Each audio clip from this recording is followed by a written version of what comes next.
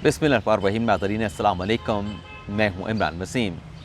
नाज़रीन, 3 ख़बरें इस प्रोग्राम में आपके साथ हम शेयर करने जा रहे हैं। एक तो आपको ये बताएंगे कि आज सुप्रीम कोर्ट ऑफ पाकिस्तान में जो हुकूमत के नए कानून के ख़िलाफ़ मुकदमे की समाअत हुई, जो 3 रुकनी बेंच ने समाअत करने के बाद फ़ैसला जारी किया कि वफाकी हुकूमत को नोटिस जारी कर दिया गया। उसके साथ साथ जो सदर मुमलिकत आरिफ अलवी हैं, उनके सेक्रेटरी को नोटिस जारी कर दिया गया।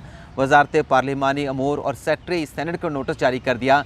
इस समाअत के बाद यानी नोटिस जारी होने के बाद वफाकी हुकूमत ने क्या बड़ा फ़ैसला किया है, इस पर बड़ी अहम डिटेल हैं जो अभी कुछ देर में आपके साथ हम शेयर करेंगे।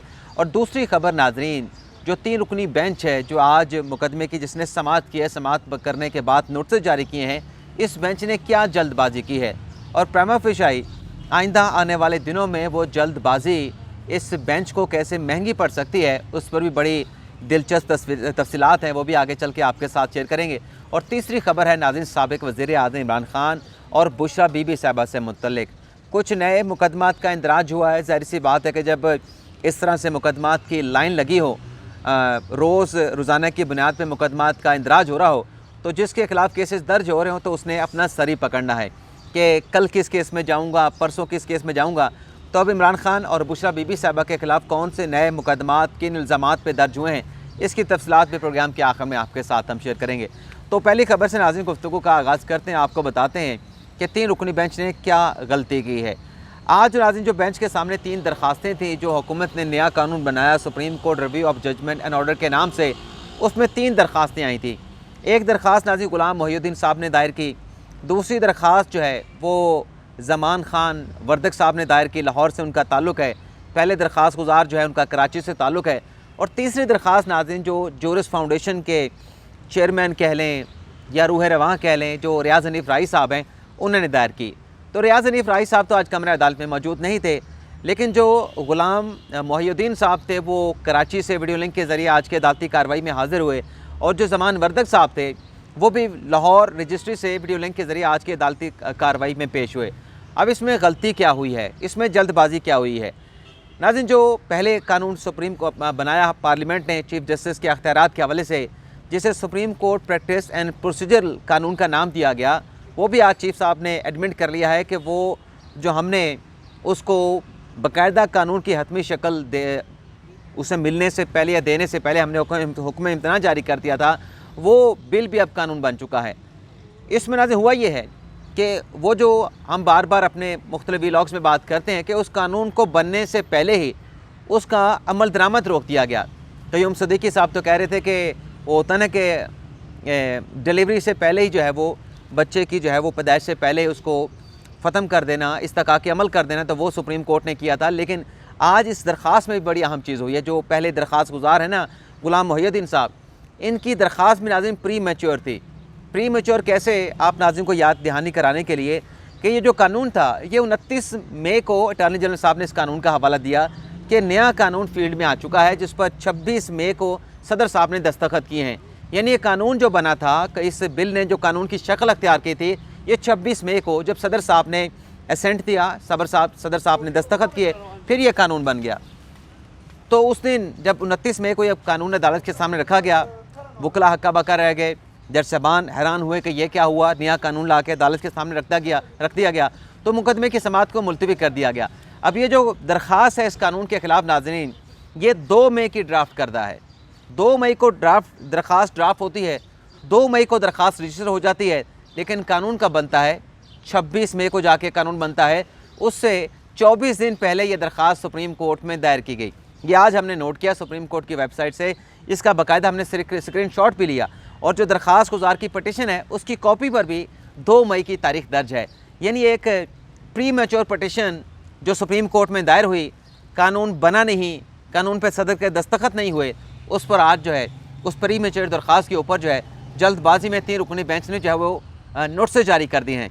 तो अगली समाअत पे हुकूमत के जो वकला अगर पेश हुए, अब अगर का लफ्ज़ क्यों इस्तेमाल किया है उसकी डिटेल अभी कुछ देर में आएगी, लेकिन अगर हुकूमती वकला पेश हुए तो फिर ये मुद्दा भी उठाएंगे कि प्री मैच्योर दरख्वास्त के ऊपर कानून बाद में बना, दरख्वास्त पहले आई और दरख्वास्त में लिखा गया कि कानून बन चुका है, इस पर नोटिस कैसे जारी कर दिए गए।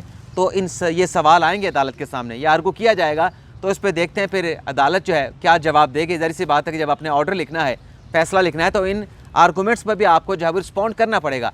अब अगर का लफ्ज़ मैंने क्यों इस्तेमाल किया, ये अगर का लफ्ज़ हुकूमत का वो बड़ा फ़ैसला है जो हुकूमत पैमा फिशाई कर चुकी है, सिर्फ उस फैसले का ऐलान होना बाकी है। फ़ैसला नाज़रीन हुकूमत ने यह किया है कि ये जो कानून बना है नाज़रीन, इस कानून की रोशनी में अब लार्जर बेंच बनना था। आज जो इलेक्शन केस की समाअत हुई, लेकिन लार्जर बेंच तो आज नहीं बनाया गया, वही 3 रुकनी बेंच बैठा। और मैंने आपको एक वीलॉग में बताया था कि मशरूर तौर पे हुकूमत ने चीफ साहब को फेसेमी देने की कोशिश की है कि अगर इलेक्शन केस में लार्जर बेंच बन जाता है तो ये जो 2 कवानीन हैं, यानी आज लार्जर बेंच बैठता तो ये जो एक कानून आज जिस पे नोटिस जारी कर दिया गया supreme court judgment, supreme court review of judgment order के नाम से, और दूसरा जो supreme court practice and procedure bill के नाम से बनाया गया, इन दोनों कवानीन की दुरुस्ती के लिए पार्लियामेंट के इजलास के ऊपर पार्लियामेंट के इजलास में गौर ख्वास होना था। यानी हुकूमत ने सुप्रीम कोर्ट बता दिया था कि हम इन दोनों कवानीन में जो चीज़ें ओवरलैप कर रही हैं हम इनको दुरुस्त कर देंगे और इसे आर्टिकल 184(3) तक महदूद कर देंगे। क्योंकि जो पहला कानून है नाज़रीन, जो कि चीफ जस्टिस के अख्तियारात के हवाले से है, वो बड़ा वसी है, उस कानून को हुकूमत बताना चाहती है। तो इसलिए हुकूमत ने एक ऑप्शन दिया था कि चलें अगर बेहतर अंदाज में चीज़ें, मुनासिब अंदाज में चीज़ें बेहतर हो सकती हैं तो चलें ये रास्ता अपना लेते हैं। लेकिन आज चूँकि नोटिस कर दिया गया और एक दरख्वास्त पे तो जल्दबाजी में नोटिस कर दिया गया, उस दरख्वास्त को देखा ही नहीं गया कि वो प्री मैच्योर दरख्वास्त थी, उस पर भी हम नोटिस जारी कर रहे हैं। तो अब हुकूमत ने यह फ़ैसला किया है कि 13 जून को ये जो मुकदमा जिसे क्लब कर दिया गया है इलेक्शन और ये जो कानून के ख़िलाफ़ दरख्वास्तें इकट्ठा कर दिया गया है, इकट्ठा ये केस सुना जाएगा। अगर 13 जून को इन दरख्वास्तों के ऊपर सुप्रीम कोर्ट ने लार्जर बेंच ना बनाया, चीफ जस्टिस ने इस 3 रुकनी बेंच को बढ़ा के 5 रुकनी या 7 रुकनी बेंच ना किया, तो फिर ये मामला इसका बायकॉट कर दिया जाएगा, अदालती कार्रवाई का बायकॉट कर दिया जाएगा। और आज अदालती समाअत में जैसे चीफ जस्टिस बंदयाल साहब कह रहे थे कि हुकूमत जो मैथमेटिक्स की चीज़ें लेके चल रही थी कि फ़ैसला 4-3 का है, फ़ैसला 3-2 का है, तो अच्छी बात है। चीफ साहब ने कहा था कि अब उन चीज़ों पर हुकूमत निसार नहीं कर रही और कानून और आइन के तनाज़र में इस केस को देख रही है, इस केस को डिफेंड या इस केस को कंटेस्ट करना चाहती है, तो अच्छी बात है। लेकिन ये जो आज ऑर्डर हुआ है, इस ऑर्डर के बाद हुकूमत ने फ़ैसला कर लिया है कि अगर 13 जून को इस केस में लार्जर बेंच ना बना तो फिर अटॉर्नी जनरल जो है इस अदालती कार्रवाई का बॉयकॉट करेंगे। ये हमें ज़राए बता रहे हैं, लेकिन चंद घंटों के बाद इसका हो सकता है कि बाकायदा तौर पे ऐलान भी कर दिया जाए। और ये नाज़रीन अब तक की सूरत हाल है, जब मैं ये व्लॉग रिकॉर्ड कर रहा हूँ अब तक की सूरत हाल है। आप जानते हैं कि पाकिस्तान में जो चीज़ें हैं वो कैसे बनती बिगड़ती रहती हैं। आज जो चीज़ डिसाइड की गई है, कल चल के वो चीज़ दोबारा से उसमें कोई नया फ़ैसला सामने आ जाता है। जैसे कि जहांगीर तरीन साहब की पार्टी के हवाले से पहले 2 नाम सामने आ रहे थे, तो आज बताया जा रहा है कि पार्टी का इजलास भी उन्होंने बुलाया है और इस इजलास में अब 2 की बजाय 3 नामों पर गौर किया जाएगा। वैसे आज शाह साहब भी, शाह महमूद कुरैशी साहब भी अडयाला जेल से रिहाई के मिलने के बाद आज खान साहब से मुलाकात कर रहे होंगे।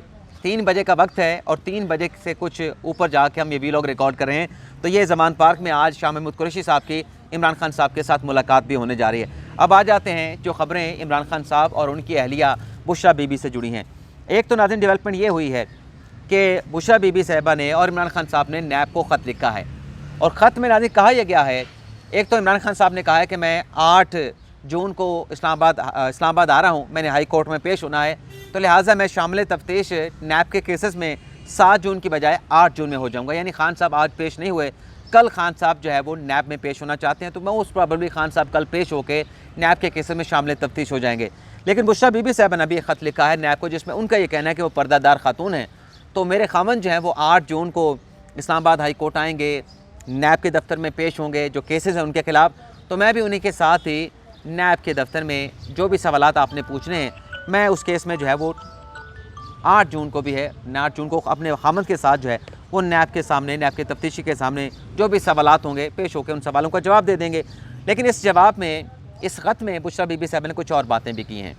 बुशरा बीबी साहब ने कहा कि ये जो 458 कनाल मलिक रियाज साहब ने ज़मीन दी और साथ में 28 करोड़ रुपए अतिया भी दिया अलकादर ट्रस्ट को, ये किसी लालच के बगैर मलिक रियाज हुसैन ने दिया, कोई लालच उनका नहीं था। और ये हमने ट्रस्ट बनाया है, इस ट्रस्ट का किसी को कोई फ़ायदा नहीं हुआ। तो इस पर तलत हुसैन साहब ने ट्वीट किया, जिसमें तलत हुसैन साहब ये कहते हैं कि लगता है बुशरा बीबी साहबा ने पूरी कौम को इमरान खान समझ रखा है कि मलिक रियाज 400 कनाल अराज़ी भी दे, ख़रीद के दे, पैसे खुद अदा करे, 28 करोड़ का फ़ंड भी दे, लेकिन वो फ़ायदा हासिल न करे तो कारोबारी बंदा जो है बग़ैर फ़ायदे के तो किसी को 1 रुपया न दे, तो ये बात हज़म होने वाली नहीं। ये तलत हुसैन साहब ने जो ट्वीट किया उसका ये आप कह लें कि मैंने इंटरप्रिटेशन खुलासा आपके सामने पेश किया। एक तो नाज़रीन ये डेवलपमेंट हुई है। दूसरा नाज़रीन ये हुआ है कि इमरान खान साहब ने जहाँ नैब को ख़त लिखा है, वही इमरान खान साहब ने जो चेयरमैन नैब हैं उनके ख़िलाफ़ बरतरफ़ी का रेफरेंस सुप्रीम जुडिशल काउंसिल में भिजवा दिया है। और उसमें खान साहब ने कहा यह है कि मेरी जो इस्लामाबाद हाई कोर्ट से गिरफ़्तारी की गई बुनियादी हकूक़ की ख़िलाफ़ वर्जी थी, नैब के कानून की ख़िलाफ़ वर्जी थी और अहाते अदालत को भी डिसरिगार्ड किया गया। तो ये चेयरमैन नैब जो हैं इनके ख़िलाफ़ सुप्रीम जुडिशल काउंसिल का इजलास बुलाया जाए, बुनियादी हकूक़ की ख़िलाफ़ वर्जी करने के ऊपर, नैब के कवानीन की ख़िलाफ़ वर्जी करने के ऊपर और जो कोर्ट प्रेमिसेस की वायलेशन की गई है उस पर सुप्रीम जुडिशल काउंसिल का इजलास बुला के चेयरमैन नैब साहब को उनके ओहदे से फ़ारिग कर दिया जाए। और ये भी खान साहब ने कहा कि मेरी जो गिरफ़्तारी का नोटिस चेयरमैन नैब ने जारी किया वो 1 मई छुट्टी का दिन था, छुट्टी के दिन मेरा नोटिस गिरफ़्तारी का कैसे जारी किया, तो ये इनके ख़िलाफ़ जो है वो रेफरेंस बनता है जो खान साहब की मीडिया टीम के मुताबिक जो है ये रेफरेंस सुप्रीम जुडिशल काउंसिल को भिजवा दिया गया है। अगले जो नाज़रीन ख़बर है वो नाज़रीन ये है कि जो कोयटा में कत्ल हुआ वकील का अब्दुर्रज़ाक शर साहब, जिन्होंने खान साहब के ख़िलाफ़ गद्दारी का मुकदमा दर्ज कर रखा था और कल अनफॉर्चुनेटली उन पर फायरिंग की गई और वो दुनिया फ़ानी से जो है वो चल बसे, इंतकाल हो गया उनका। तो उनके बेटे ने नाज़रीन अपने यानी वालिद का जो कत्ल हुआ, जो नामालूम अफराद ने फायरिंग करके उनका कत्ल किया, इमरान खान के ख़िलाफ़ मुकदमा दर्ज करा दिया है कोयटा में। और इस मुकदमे में नाज़रीन खान साहब पे जो दहशतगर्दी का कानून है, इंसदाद दहशतगर्दी का जो कानून है उसकी दफ़ात लगाई गई हैं। और कल जो बयान दिया था अपने अतार तारड़ साहब ने कि इस कत्ल में जो है इमरान खान साहब ज़िम्मेदार हैं, तो आज उनके बेटे ने इमरान खान साहब पे मुकदमा दर्ज करा दिया। और ये नाज़रीन वही लॉजिक है जो खान साहब माजी में अपने सियासी मुखालफिन के ख़िलाफ़ इस्तेमाल करते रहे। यानी जो मॉडल टाउन में हुआ, खान साहब ने कहा था कि ये नवाज शरीफ ने सब कुछ करवाया है। जो वज़ीराबाद में खान साहब के ऊपर कातलाना हमला हुआ, खान साहब ने कहा कि वज़ीर आज़म शहबाज शरीफ ने करवाया है, राना सनाउल्लाह ने कहा है। तो वो जो खान साहब की अपनी लॉजिक, अपनी मंतक है वही आज खान साहब के ख़िलाफ़ इस्तेमाल की जा रही है। क्योंकि जो मुद्दई था, जो वकील था, उसने खान साहब के ख़िलाफ़ गद्दारी का मुकदमा दर्ज कर रखा था। तो लिहाजा अगर उस पर गैर नामालूम अफराद ने फायरिंग करके कत्ल किया है तो ये मुकदमा खान साहब के ख़िलाफ़ बनता है। लेकिन अतार तारड़ साहब का यह दावा है कि मैंने अगर ये इल्ज़ाम लगाया था कि इसमें इमरान खान साहब ज़िम्मेदार बनते हैं, तो कुछ ऐसी चीज़ें हमारे पास हैं जिसको देख के, जिसका जायज़ा लेके इल्ज़ाम लगाया गया है। अब हकीकत क्या है वो खुदा बेहतर जानता है। तो ये था नाज़रीन आज का हमारा व्लॉग, हमारी ख़बरों की तफसीलात आपसे ज़्यादा चाहते हैं। अल्लाह ताला हम सब का हामी नासिर हो। अपनी ढेर सारी दुआ में याद रखिएगा। अल्लाह हाफ़िज़।